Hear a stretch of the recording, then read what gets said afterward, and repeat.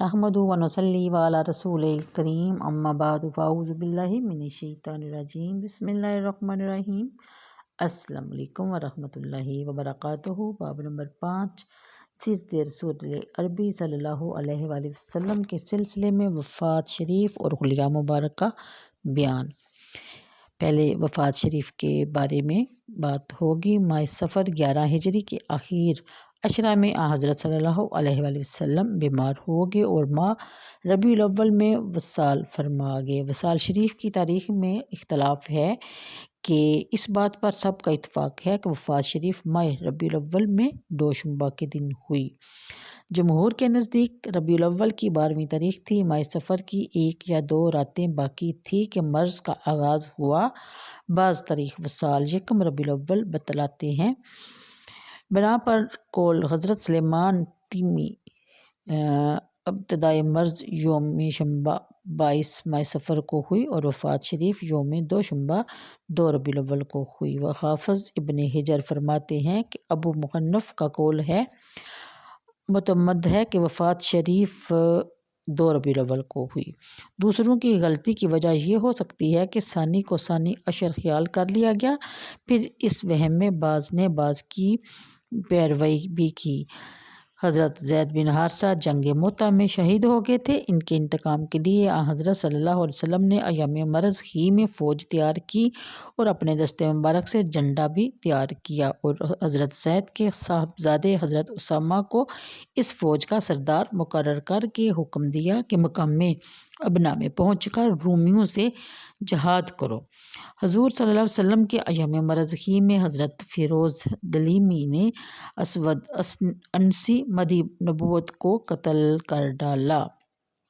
حضور نے مدینہ میں اس حال کی خبر دی اور فرمایا کہ فاز فیروز یعنی فیروز کامیاب ہو گیا۔ وفات شریف سے پہلے جو 5 شنبہ تھا، اس میں قصہ کرتاس وقوع میں آیا جس کو فقیر نے تحفہ شیعہ میں بلا تفصیل لکھا ہے۔ اس روز حضور نے اپنے اصحاب کرام کو 3 چیزوں کی وصیت فرمائی۔ نمبر 1 مشرکین کو جزیرہ عرب سے نکال دینا۔ نمبر 3 ملوک اور امر کے ایلچی جو تمہارے پاس آیا کریں ان کو جائز و انعام دیا کرنا جیسا کہ میں دیا کرتا تھا۔ تیسری چیز کا ذکر حضور نے فرمایا یا تو راوی سلیمان احوال بھول گیا۔ اسی روز حضور صلی اللہ علیہ وآلہ وسلم نے حضرت صدیق اکبر کو اپنا خلیفہ نماز مقرر فرمایا اور وفات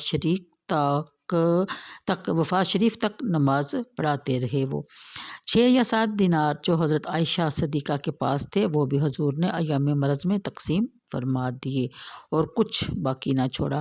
وفات شریف کا وقت عین قریب آ پہنچا تو آپ اکثر یوں وصیت فرماتے تھے الصلاۃ و ما ملکت ایمانکم۔ جب روح پاک نے جسم اطہر سے علیین کی طرف پرواز کی تو الفاظ اللہم فی الرفیق الاعلی زبان مبارک پر تھے۔ واضح آ رہی ہے کہ حضرت صلی اللہ علیہ وسلم کا وصال شریف دوشنبہ کے دن دوپہر ڈلے ہوا۔ وصال شریف کے بعد زمین تاریک ہوگی۔ اس صدمہ سے صحابہ کرام کا جو حال ہوا وہ بیان نہیں کیا جا سکتا۔ حضرت علی مرتضیٰ نے آپ کو غسل دیا۔ حضرت عباس و فضل بن عباس حضور کے پہلو بدلنے میں حضرت علی مرتضیٰ کی مدد کر رہے تھے اور قسم بن عباس اور اسامہ اور حضور کا غلام سکران پانی ڈال رہے تھے۔ سوائے حضرت علی کے باقی سب نے آنکھوں پر رومال باندھے ہوئے تھے تاکہ جسد شریف پر نظر نہ پڑے۔ حضور کے کفن میں 3 سوتی کپڑے سخول کے بنے ہوئے تھے جن میں قمیض اور عمامہ نہ تھا۔ شب 4 شنبہ میں حضور کو دفن کیا گیا۔ تاخیر کی وجہ کئی امور بتائے جاتے ہیں، چنانچہ مہاجرین اور انصار میں بیعت کے بارے میں اختلاف پیدا ہو گیا۔ اس اختلاف کا فیصلہ ہوتے ہی اس امر میں اختلاف آرا ہوا کہ حضور کو کہاں دفن کیا جائے، قبر شریف میں لحد چاہیے یا شق۔ آخرکار حضرت ابو طلحہ انصاری نے لحد کھودی۔ نماز جنازہ حجرہ شریف کے اندر ہی بغیر امامت الگ الگ پڑھی گئی۔ پہلے مردوں، پھر عورتوں نے، پھر بچوں نے، پھر غلاموں نے نماز پڑھی۔ بعد ازاں حضور کو بلا اتفاق حجرہ شریف ہی میں جہاں وصال شریف ہوا تھا دفن فرما دیا گیا۔ بنا پر برکول اسخ حضرت عباس علی اور قسم اور فضل قبر شریف میں اترے۔ لحد کی اینٹیں کچی تو تھی ہی، حضرت قسم سب سے اخیر میں قبر مبارک سے نکلے۔ حضور صلی اللہ علیہ وسلم نے بطور میراث کچھ نہیں چھوڑا، جو کچھ آپ نے چھوڑا وہ صدقہ وقف کر دیا، اور اس کا مصروف وہی تھا جو آپ کی حیات شریف میں تھا۔ چنانچہ آپ کا ارشاد مبارک ہے، لا نورث ما ترکنا صدقات، ہم انبیاء کو کسی کو وارث نہیں بناتے، جو کچھ ہم چھوڑ جائیں وہ صدقہ و وقف ہے۔ حضرت عمرو بن حارث سے جو ام المومنین جویریہ کے بھائی تھے، یوں روایت ہے جس کا ترجمہ ہے کہ رسول اللہ صلی اللہ علیہ وسلم نے اپنی موت کے وقت نہ کوئی دینار چھوڑا، نہ درہم، نہ غلام، نہ لونڈی، نہ کچھ اور، مگر اپنا سفید خچر اور اپنا ہتھیار اور کچھ زمین، جسے آپ صلی اللہ علیہ وسلم نے صدقہ و وقف بنا دیا۔ ابو داؤد میں کہ حضرت عائشہ صدیقہ کی روایت اس طرح ہے کہ رسول اللہ صلی اللہ علیہ وسلم نے کوئی دینار چھوڑا، نہ درہم، نہ اونٹ، نہ بکری۔ روایات مذکورہ بالا سے پتہ چلتا ہے کہ حضور صلی اللہ علیہ وسلم کے متروکات میں ایک سفید خچر دلدل، یعنی کہ خچر کا نام دلدل تھا، کچھ ہتھیار اور زمین، اموال بنو نذیر اور خیبر و فدق تھی، کہ حضرت صلی اللہ علیہ وسلم کے ارشاد مبارک کے مطابق ان میں سے کسی میں قاعدہ ارث جاری نہیں ہوا تھا، اس واسطے دلدل اور ذوالفقار دونوں حضرت علی مرتضیٰ کے پاس تھے، ورنہ بجائے علی کے حضرت عباس اور فاطمہ زہرا اور ازواج مطہرات حقدار تھی۔ اموال بنو نذیر وغیرہ پر رسول اللہ صلی اللہ علیہ وسلم کا قبضہ مالکانہ نہ تھا، بلکہ متولیہ نہ تھا۔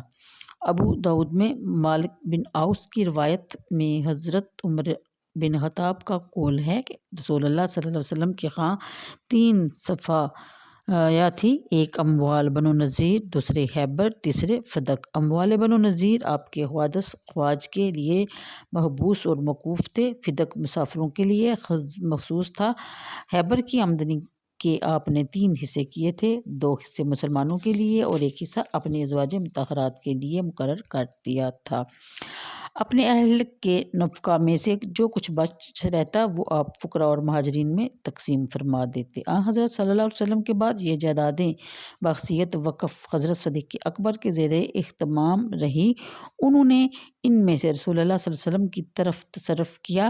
حضرت صدیق اکبر کے بعد حضرت عمر فاروق ان پر اسی حیثیت سے 2 سال قابض رہے، پھر حضرت عباس اور علی کے اصرار پر مال بنو نذیر اور ان دونوں کی تولیت میں کر دیا اور خیبر اور فدق کو اپنی تحویل میں رکھا۔ کچھ دنوں کے بعد تولیت میں تصرف میں شرکت حضرت عباس پر ناگوار گزری، وہ چاہنے لگے کہ تولیت میں تقسیم ہو جائے تاکہ ہر ایک اپنے حصے کے تصرف میں مستقل بن جائے۔ حضرت علی مرتضیٰ منع ہوئے، اس لیے فیصلہ کے لیے دونوں دربار فاروقی میں حاضر ہوئے، اور مگر حضرت فاروق نے تقسیم تولیت سے انکار کر دیا۔ بعد ازاں حضرت علی نے حضرت عباس پر غلبہ پا کر مال بنو نذیر کو اپنے تصرف میں کر لیا، اور حضرت علی کے بعد حسن ابن علی اور پھر حسین ابن علی کے ہاتھ میں رہا۔ امام حسین کے بعد علی ابن حسین اور حسن بن حسن دونوں کے ہاتھ میں رہا، دونوں نوبت بنوبت اس میں تصرف کرتے رہے، پھر زید بن حسن کے ہاتھ میں آیا۔ حضرت عمر فاروق کے بعد خیبر فدق کی بخصیت وقف عام حضرت عثمان غنی اور علی مرتضیٰ کے تصرف میں رہے۔ جب 4 ہجری میں حضرت معاویہ کی امارت پر اجماع ہو گیا تو آپ نے فدق مروان حاکم مدینہ کو دے دیا۔ شاید بدین تاویل کہ جو امر حضرت صلی اللہ علیہ وسلم کے ساتھ مختص ہو رہی وہی آپ کے خلیفہ کے لیے ہوتا ہے، چونکہ حضرت معاویہ کو خود تو ضرورت نہ تھی، لہٰذا آپ نے بعض قربا کے ساتھ سلوک کیا، واللہ اعلم بالصواب۔ آخر الامر خلیفہ عمر بن عبدالعزیز نے اپنی خلافت میں فدق کو اسی حالت پر بحال کر دیا جس پر وہ رسول اللہ صلی اللہ علیہ وسلم اور خلفائے راشدین کے عہد میں تھا۔ طبقہ